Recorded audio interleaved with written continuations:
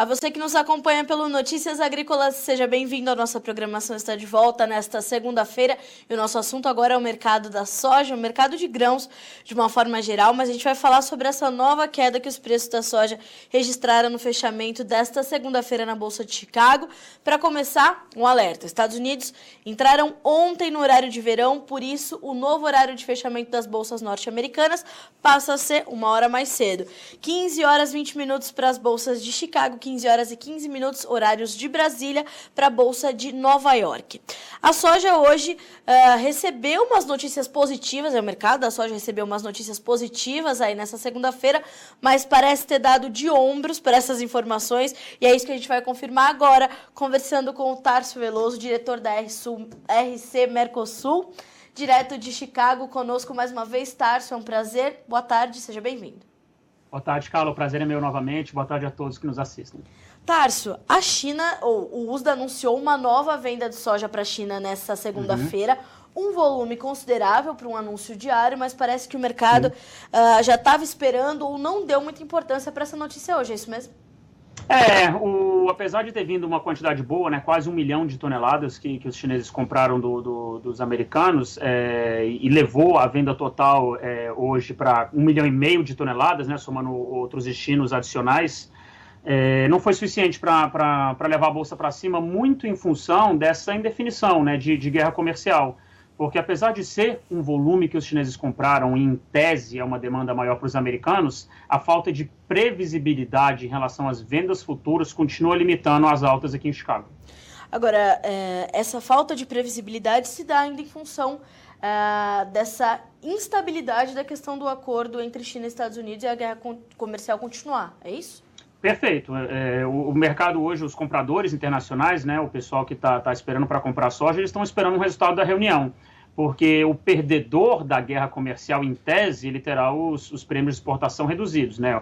Ou os Estados Unidos com as tarifas atuais que vão limitar as compras chinesas da soja dos americanos, ou os chineses vão comprar muita soja aqui nos Estados Unidos, e aí o prêmio do Brasil vai se reduzir, e o Brasil vai ter que vender a soja mais barato para atrair demanda de outros países. Então, quem está comprando não está com muita pressa, e quem vai vender realmente tem que ficar procurando ofertas para conseguir vender a um valor considerado bom, né? Lembrando que os americanos em 2018, sem a China comprando aqui, eles tiveram que vender soja a $8 o bushel, né? Com prêmios praticamente zero ou até mesmo negativos. E existe um receio que, se os chineses garantirem uma compra grande de soja aqui nos Estados Unidos, que os brasileiros tenham que vender uma soja mais barata para atrair demanda de outros países, né, para poder manter um padrão de exportação bom. Do contrário, os estoques de passagem no Brasil podem ficar muito altos. Agora, Tarso, a gente tem visto os números de exportações do Brasil esse ano bem diferentes do ano passado. O ano começou com embarques recordes para o Brasil. Isso a gente pode atribuir justamente a esse movimento que ainda não se consolidou de um retorno da demanda chinesa para o mercado americano? Sim, para a gente lembrar como é que foi a guerra comercial, basta acompanhar o desempenho dos prêmios de exportação, tanto no Brasil quanto nos Estados Unidos. Antes da guerra comercial começar de fato, os prêmios no Brasil eram positivos, como são hoje 30, 40 centavos, foram até $2 o prêmio brasileiro por causa das tarifas que os Estados Unidos colocou de 25%, a China colocou de 25% para importar soja dos Estados Unidos. Automaticamente o mercado da CBOT caiu para procurar demanda e o prêmio brasileiro subiu porque seria então o Brasil o principal comprador de soja. Então a gente vê hoje que os prêmios eles retornaram para o desempenho deles tradicional, né? A gente vê agora o Brasil exportando com prêmios positivos, essa safra atual, mas a gente não vê aquela discrepância dos prêmios, mesmo com as tarifas ainda estando valendo, que quer dizer que o mercado ele já está precificando um fim da guerra comercial e uma manutenção dos preços, dos prêmios em patamares normais. Agora, além de tudo, os compradores sabem também de uma montanha de soja que tem aí nos Estados Unidos disponível para que eles comprem também. E em determinado momento, ou melhor, sem essa tarifação de 25%, caso o acordo seja efetivado, né? É o que eu falei, o comprador não tem pressa, né? O comprador, ou ele vai comprar aqui mais barato e o americano vai ter bastante soja para vender, que está estocada, e a gente vai falar de plantio nos Estados Unidos no dia 29 de março, quando o USDA soltar as estimativas, as intenções de plantio, que essa vai ser um número final, antes da gente realmente começar os trabalhos de campo. Então, existe ainda uma expectativa de que a redução da área de soja pode ser maior se a gente não tiver um acordo até o fim do mês, mas de verdade mesmo, o que costuma mudar a intenção de plantio nos Estados Unidos é o clima para o plantio do milho, que é a primeira cultura a ser plantada aqui. Se o clima estiver muito frio, o solo muito úmido, encharcado para o plantio de milho, em geral, tradicionalmente, o americano ele tem a tendência de mudar do milho, não deu para plantar, vou entrar com a soja, que é a segunda cultura a ser plantada. Então, geralmente, o clima ele influencia mais do que os preços. Obviamente, esse é um ano especial. Tendo a guerra comercial ainda, a gente tem que ver se o produtor americano ele vai apostar no acordo, ou seja, vou plantar, vai ter um acordo, eu vou vender, ou deixa eu ficar de fora disso, vou plantar mais milho, o dia que tiver acordado, a gente resolve e a gente planta. Hoje, os americanos têm soja para vender, obviamente, eles estão com estoques altos da safra passada que não foi vendido, e esse ano eles vão plantar soja novamente. Pode ser que caia um pouco a produção, mas a gente não imagina os Estados Unidos produzindo muito menos do que eles vinham produzindo, né? Então, existe uma expectativa de que a safra brasileira, apesar da quebra, ela foi boa, a gente já tem soja armazenada nos Estados Unidos e a gente pode ter outra safra americana entrando no pipeline, que aí vai depender também do clima aqui para o desenvolvimento da safra. Agora, Tarso, além da questão climática nos Estados Unidos, a gente tem alguns outros pontos que vão ajudar também a definir a safra, né? E um deles é a crise pela qual está passando o produtor americano, né? Como é que isso vai influenciar nas decisões, no investimento, no fato dele empregar tecnologia? A gente sabe que o produtor americano é um produtor tecnificado. Como é que ele está definindo esses planejamentos, esses investimentos, principalmente, diante dessa crise que ele está inventando, dessa falta de demanda que ele ainda está sentindo? Claro, então, a gente está tendo muitas falências de produtores, principalmente do cara menos capitalizado, do produtor menor. A grande parte dos produtores e dos nossos clientes aqui nos Estados Unidos, eles esperam o acordo para entrar vendendo a soja deles. Então, muitos produtores venderam soja tendo prejuízo lá atrás, no ano passado, a 8 e alguma coisa, 8,20, 8,40, 8,50, né, até novembro do ano passado. E foi com prejuízo, mas pelo menos ajudou com que esses produtores tivessem dinheiro até agora, né? Então, agora, na hora de escolher a próxima safra, eles, com certeza, muitos produtores vão se ligar se tem acordo ou não, que é aquele negócio. Se não tiver acordo agora em março, o produtor ele precisa começar a plantar ali em abril no sul dos Estados Unidos ou em maio aqui no meio oeste americano. Então, até lá, ele precisa fazer uma decisão. Já saiu o último levantamento do USDA que vai haver uma redução na área plantada de soja aqui nos Estados Unidos e que passa um pouco pelo que você perguntou, né, do produtor estar querendo buscar uma solução que não seja soja com receio de que a guerra comercial não se resolva. As promessas do governo, do Trump, que iam resolver o melhor para o produtor aqui, que depois desse acordo a situação melhoraria, ainda traz esperança para o produtor. Então, a gente acredita que vai haver uma influência limitada nessa área de plantio de soja, com alguns produtores evitando, mas o grosso da área ele será plantado, porque não tem como também você substituir toda a soja por uma outra cultura, né? Sim. Outra coisa que vai influenciar na área de plantio vai ser a quantidade de neve que caiu nas lavouras dos Estados Unidos. A gente viu que tem uma correlação entre a quantidade de neve que caiu em março com o plantio em maio. Essa neve que se acumula em março, ela em geral só derrete agora na primavera, que vai até abril. Então, como agora em março deste ano caiu uma quantidade grande de neve, essa neve, quando começar a derreter ali no mês de abril, vai virar água e o solo vai se encharcar. Então, alguns produtores eles podem atrasar, perder a janela de plantio de milho por causa do solo encharcado e serem obrigados a plantar soja também. Então, isso pode acontecer. E o que a gente vê engraçado aqui nos Estados Unidos é que tem um subsídio do governo americano que chama prevenção ao plantio. Quando o produtor ele compra os insumos, mas ele perde a janela, o governo vem e cobre os insumos que ele comprou, para ele não ter prejuízo nessa compra. Ele não tem um lucro gigante, mas ele também não perde esse dinheiro, né? E a gente vê que hoje tem muitos produtores interessados em conseguir, meio que rezando para não conseguir plantar, para ficar fora dessa bagunça que é essa venda nesse mercado, né? Que não realmente ele não responde mais aos fundamentos de mercado, né? A gente tem o mercado mundial abarrotado de soja, Você tem uma safra cheia no Brasil, cheia não, mas uma safra de tamanho considerável no Brasil ainda aí. A Conab deve vir amanhã com 114 milhões de toneladas, mais ou menos. Sim. É abaixo do ano passado, mas ainda uma safra muito grande. Você tem os Estados Unidos plantando outra, você tem a China reduzindo o consumo de importação de soja devido à gripe africana suína. E todos esses problemas, eles começam a gerar muitas incógnitas no longo prazo. No Brasil, a gente tem também a reforma da Previdência, que vai impactar diretamente o comportamento da moeda do real no segundo semestre, né? Sim. Era nesse ponto que eu queria chegar, Tarso. Hoje a gente vê uma série de fatores influenciando o mercado que não necessariamente estão ligados às questões fundamentais do mercado, né? Porque se a gente fosse observar os fundamentos, seria ainda um outro cenário de preço, né? Seria pior. Se a gente fosse olhar só a relação estoque-uso no planeta, os preços hoje era para estar bem mais abaixo de onde estão na CBOT. Mais ou menos, eu sei que parece absurdo falar, mas mais ou menos ele na casa dos $7 por bushel, ao invés dos 8,90 que nós fechamos hoje, né?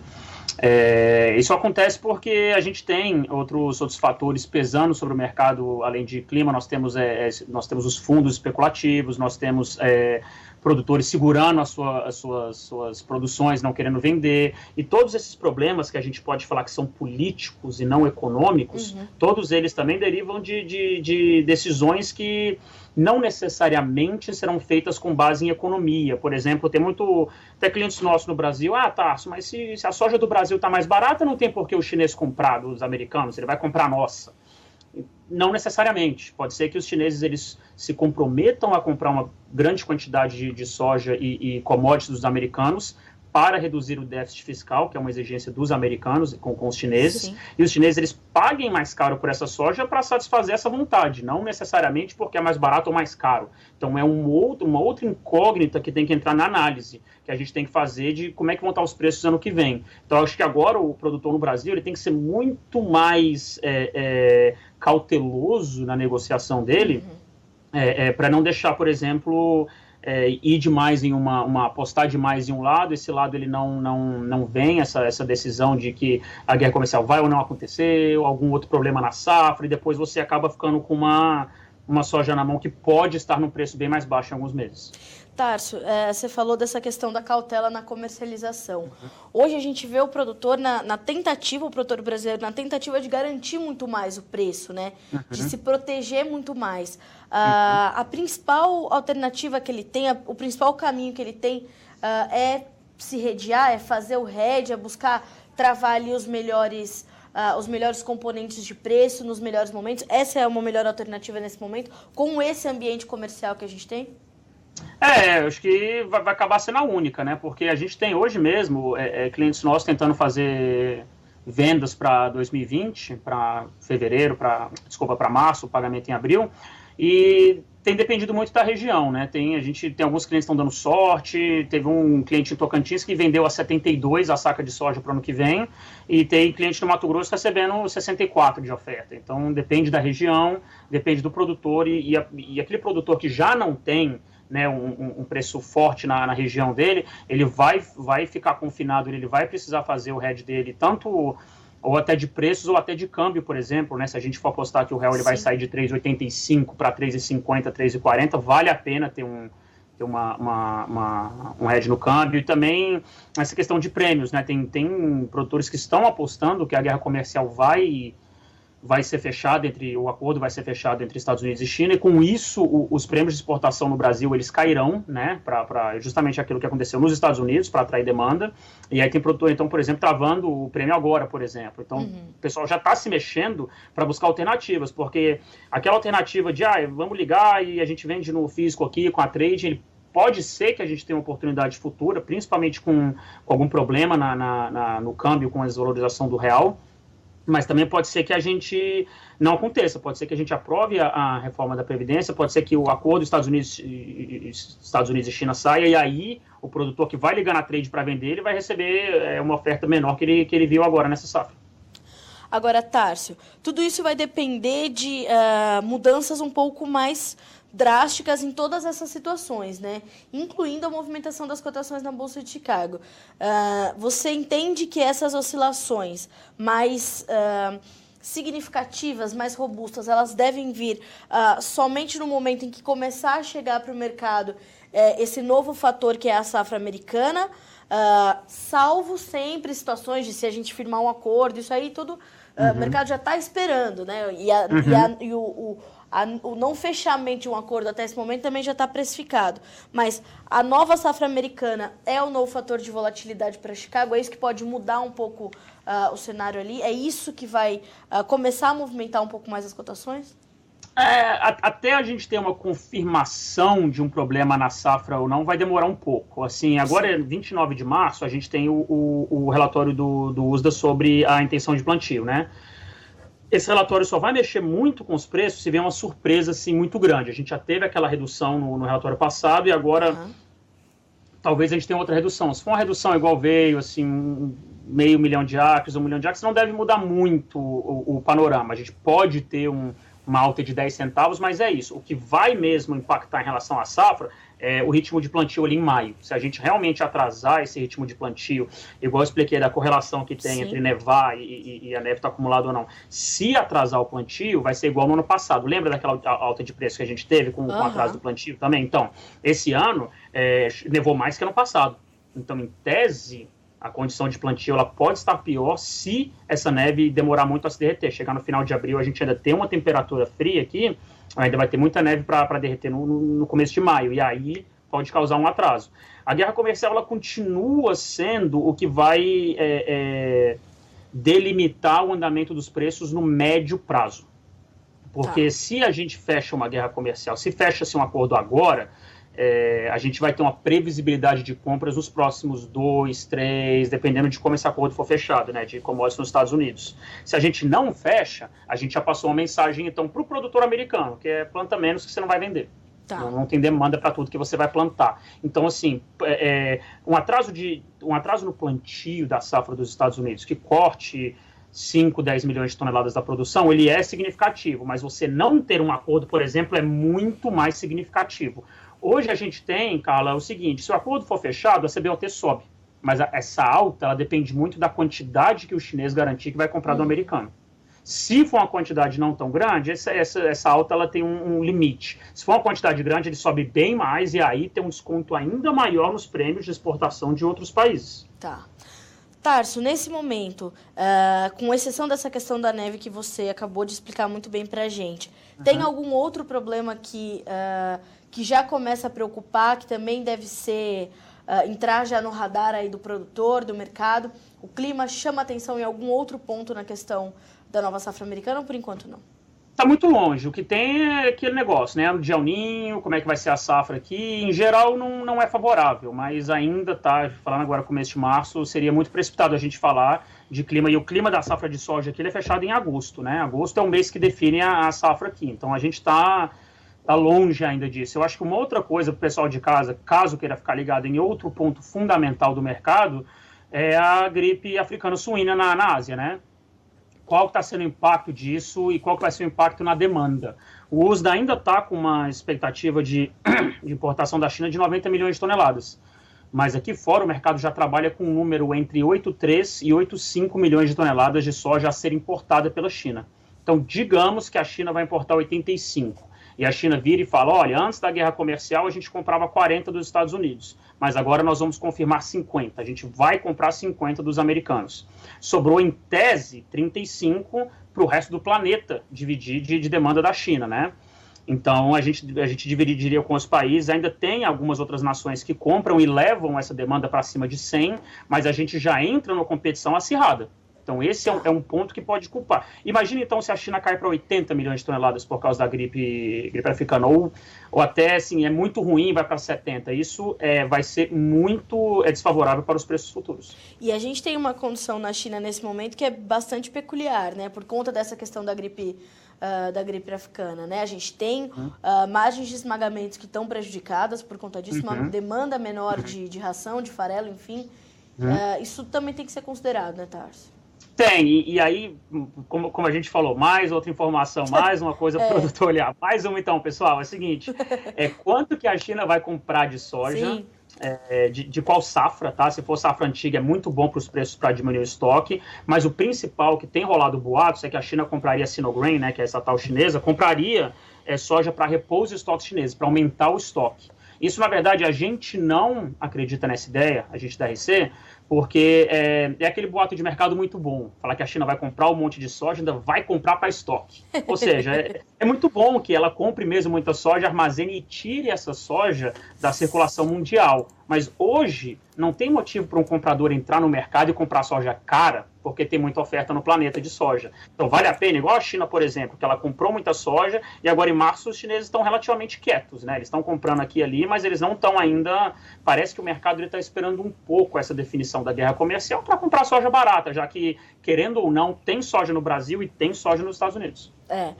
Tarso, a gente pode dar algum último conselho para o produtor brasileiro nesse momento?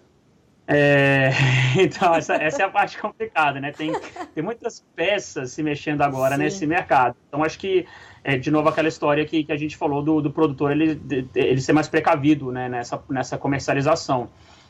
Eu sei que tem muito produtor que, inclusive clientes nossos, que, eu sempre fiz isso, eu sempre travo o custo agora, né, para a safra que vem, agora em março, e aí depois eu chegar em setembro ali eu recebo os insumos, planto, e aí depois E essa tendência do mercado, ela pode mudar um pouco dessa precificação do mercado físico, né? Pode ser que comece a ficar mais difícil vender no físico, porque o preço no mercado internacional ele pode cair devido a esse excesso de oferta. Então, hoje, o que está acontecendo é um pouco da reversão daquele mercado, aquele boom de commodities que a gente viu desde 2008, né? Com o etanol aqui nos Estados Unidos, depois com a China comprando soja. O que a gente vê hoje é uma demanda firme, mas ainda a oferta é maior que a demanda. Então, hoje, tem muito mais soja do que comprador no planeta. E a tendência, se não houver um problema climático em Brasil, nos Estados Unidos, ou se não houver algum fato que impeça o produtor de plantar uma queda abrupta nos preços, a tendência é que esse mercado ele fique cada vez mais em um limiar mais limitado, que ele, por exemplo, a CBOT, que ela pare de ter aqueles picos de 11, 12 dólares e acabe ficando mais de 9 a 9, subindo um pouco até os 10, caindo até os 8, e que fique mais fechado, né, que afunile esses preços futuros, caso esse mercado continue abarrotado e a gente não veja nenhuma mudança no curto prazo. A gente não vê nenhum foco de demanda explodindo e fazendo com que a demanda mundial suba. Então, realmente, a produção ela vai ter que trabalhar para cair também, para que os preços continuem sustentados. Então, hoje, o que a gente pode dizer para o produtor é que vai ser muito mais importante ele fazer um travamento com antecedência, com que ele mexa no mercado futuro, com que ele busque alternativas para se proteger desse mercado que pode ser mais baixo ano que vem. Bom, a gente tem que ficar atento, porque já tem negócio para a safra 2020 saindo, né, Tarso? Aquele produtor que está nessa toada precisa fazer os seus... A gente estava conversando um pouquinho antes de entrar no ar, né? A gente falava sobre isso. A mudança na dinâmica global do comércio de soja foi tão profunda, está sendo tão profunda e tão intensa, que as estratégias que valiam 2, 3 safras, elas talvez não valham mais, ou elas precisam ser adaptadas nesse momento, né, Tarso? A gente lembra, o pessoal está em casa, a gente já conversou sobre isso outro dia, mas é fácil lembrar de 4 anos atrás, 3 anos atrás, o tanto de ligação que o produtor não recebia. Tem soja para vender, a oferta hoje é tanto. Hoje não tem mais isso. Hoje você liga, a oferta é a mesma, não tem, está ausente. Então agora, por exemplo, os preços no Brasil subiram, estão bons por causa do câmbio, que a CBOT e o prêmio de exportação ele não subiu tanto. Então se a gente vê esse real indo para 3,70 rapidamente, essas ofertas hoje no mercado de 69, de 70, estão indo para baixo. Certo. E a tendência do real é se valorizar, e a tendência da CBOT não é subir muito mais por esse excesso de soja no planeta. Então, a longo prazo, não tem, assim... Uma das poucas coisas que a gente poderia ver de alta nos preços seria um problema climático, já que o lado da demanda ele parece estar ausente. E, Tarso, só para a gente finalizar, diante de tudo isso, a gente pode entender que os novos negócios, para essa safra que a gente está terminando de colher aqui no Brasil, novos negócios ainda estão escassos nesse momento, né? O produtor segue reticente na venda, portanto. Segue, e depende muito da região, né? Tem cliente nosso no Tocantins que está vendendo, conseguiu vender 72 a saca, que é um negócio fantástico, e tem gente em Mato Grosso que não consegue nada acima de 63, 64. Então, assim, para esse pessoal que ainda está vendo o negócio devagar, é importante ter o dobro de cuidado para não entrar na próxima safra só com o custo pago e ter uma surpresa. Então, eu tenho falado para os meus clientes, olha, você sabe na sua região qual que é um preço historicamente bom, e acima de R$70 é um preço muito bom para começar a fazer suas travas na safra que vem. Então, como a gente está vendo que nesse ano, por exemplo, tivemos algumas oportunidades acima de 70, não custa nada você aproveitar na safra que vem uma oportunidade que já está sendo dada de 70. Caso o mercado suba mais, você começa a aumentar a sua média de um patamar muito bom. E se o mercado cair, você já fez uma venda num patamar muito bom. Então, hoje fica difícil a gente olhar para um preço de 70 na safra que vem e falar, vou segurar porque vai estar 80. Né? Tem Sim. vários fundamentos que indicam o contrário, que indicam preços mais baixos. Existem os também que indicam preços mais altos ano que vem, mas esses, hoje, eles são menores, em quantidade menor do que os fundamentos que indicam preços mais baixos. E de um lado ou de outro, eles estão fragilizados, né, Tarso? Sim, e eles são totalmente decisões políticas, que não tem como você prever, por exemplo, o que o Trump vai fazer, ou como é que vai ser a gripe aviária africana aviária na China, não tem como a gente prever isso. Por isso que a gente trabalha em reduzir o custo, em reduzir o risco de você ficar com a sua safra aberta. E hoje existe um risco de quem só trava o custo e vai levando, empurrando no ano que vem, que é de ver preços menores. Não quer dizer que nós não teremos oportunidades pontuais, mas, fundamentalmente, olhando no longo prazo, o que nós vemos hoje são preços menores. E, Tarso, só para a gente finalizar, para quem tem para quem tem soja da safra 2018-19, a situação é semelhante, né? Hoje, dependendo da localidade, passou a hora de vender já. Uhum. Já teria que ter vendido ali em janeiro, fevereiro, porque a colheita antecipada dessa safra, devido ao excelente plantio que nós tivemos, fez com que a gente já tivesse muita soja disponível em fevereiro. Que geralmente o pipeline do Brasil, nossas exportações, elas começam a subir em março, sobem em abril, maio, depois elas vão cair na medida que a safra americana vai entrando no pipeline, e a soja americana é mais barata naquele momento. Então, hoje, o que a gente tem é uma safra brasileira que entrou antes da hora, em fevereiro, já está sendo exportada, e a gente tem, então, quem está com a soja física ali no armazém, um preço, assim, abaixo de... Se for em Mato Grosso, abaixo de R$60 que o pessoal está recebendo, e a previsão de alta disso é praticamente nenhuma, porque já tem safra nova entrando, né? Então, realmente, quem segurou até agora... É difícil ver uma oportunidade melhor, a não ser que a gente realmente dê sorte de uma reação no mercado interno ou alguma perda maior no final da safra agora. De repente, por exemplo, a Conab vem com um número menor e a quebra foi pior do que imaginado, e isso hoje a gente sabe que é difícil, né? Está todo mundo ali mais ou menos na região de 114 milhões de toneladas, entre 113 e 115, né, para a safra brasileira. Está todo mundo meio aí nessa área, então é difícil que venha menor do que 113. Tá certo. Tarso, te agradeço muito pela companhia nessa segunda-feira, para a gente começar a semana aqui, né, cheio de notícias para a gente começar a avaliar aí para os próximos dias. Mais uma vez te agradeço, volte sempre, e a gente continua acompanhando e contando com a sua presença aqui mais vezes para a gente poder entender qual vai ser o caminho desses dados todos. Valeu, cara. Muito obrigado pelo convite novamente. É sempre um prazer. E um abraço a todo mundo que nos assistiu. E se alguém tiver uma dúvida, acho que a gente vai continuar cobrindo, acompanhando o mercado para deixar todo mundo bem antenado, né? Com certeza. Tarso, muito obrigada mais uma vez. Boa semana, bom trabalho para você por aí. Cara, muito obrigado. Eu que agradeço. Até mais. Bom, ficam então as informações, portanto, do Tarso Veloso, analista de mercado, diretor da RC Mercosul, falando conosco aqui no Notícias Agrícolas, direto de Chicago. Bom, as informações são basicamente as mesmas por enquanto.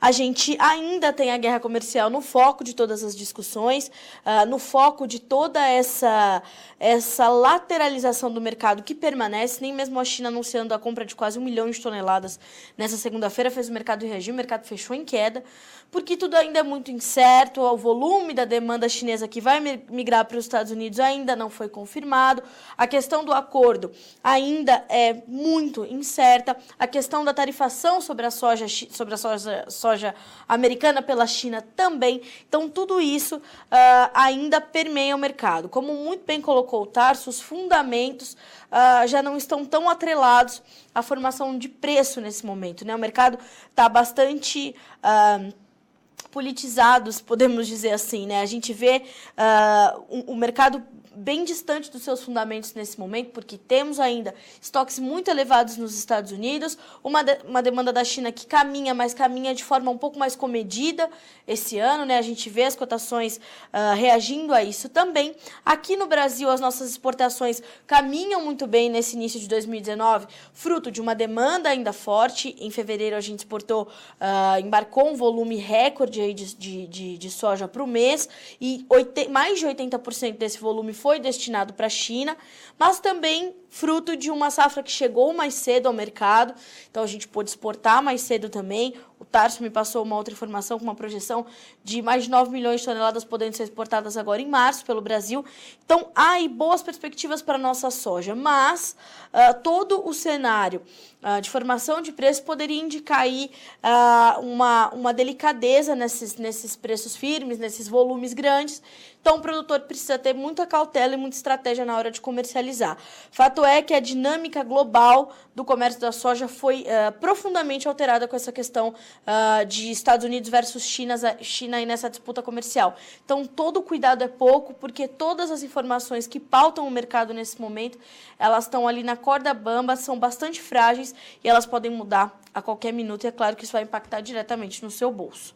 Vamos ver como fecharam as cotações nessa segunda-feira na Bolsa de Chicago. A gente começa com os números da soja. O mercado fechou com o março, que já sai da tela, 8,77, 6 pontos de queda. O maio, que é o vencimento mais negociado agora, 8 dólares e 90 cents por bushel, caindo 5 pontos mais 75. Assim como fecharam também os demais vencimentos, o julho valendo 9 dólares e 4 cents por bushel, queda também de 5 pontos mais 75, e o agosto 9 dólares e 10 cents. Se a gente passa para os preços do milho, o mercado também teve um dia negativo, março 3 dólares e 52, 2 pontos mais 25 de queda, mesma baixa para o maio, que fechou com 3,62, o julho perdendo 2 pontos, fechou com 3,71, e o setembro, mesma baixa, 3 dólares e 78 cents por bushel. O trigo segue a sua trajetória de baixa, também intensificando as perdas na tarde desta segunda-feira e fechando aí com baixas de mais de 10 pontos e meio nos principais contratos. O março, 4 dólares e 22 cents por bushel, o maio, 4,28, o julho, 4 dólares e 37, e o setembro, 4 dólares e 46 cents por bushel no fechamento desta segunda-feira, Bolsa de Chicago. Mercado do trigo que segue bastante pressionado lá nos Estados Unidos, não só na Bolsa de Chicago as cotações recuam, mas nas demais onde o trigo é negociado, as baixas também são consideráveis. A gente fica por aqui com esse boletim, mas a nossa programação segue, e atenção, a nossa equipe já está a caminho de Não Me Toque para trazer as últimas informações direto da Expo Direto Cotrijal. A gente fala nesse ano direto do stand da LS Tractor, onde a gente vai começar a focar bastante a questão do plantio direto. Durante os próximos dias aí a gente tem informações quentinhas, portanto chegando direto de Não Me Toque, e já na sequência desse boletim a gente vai falar sobre essa e demais questões com o professor Osmar da Embrapa, que vai participar conosco lá na Expo Direto. Então fica ligado que a nossa programação volta num instante.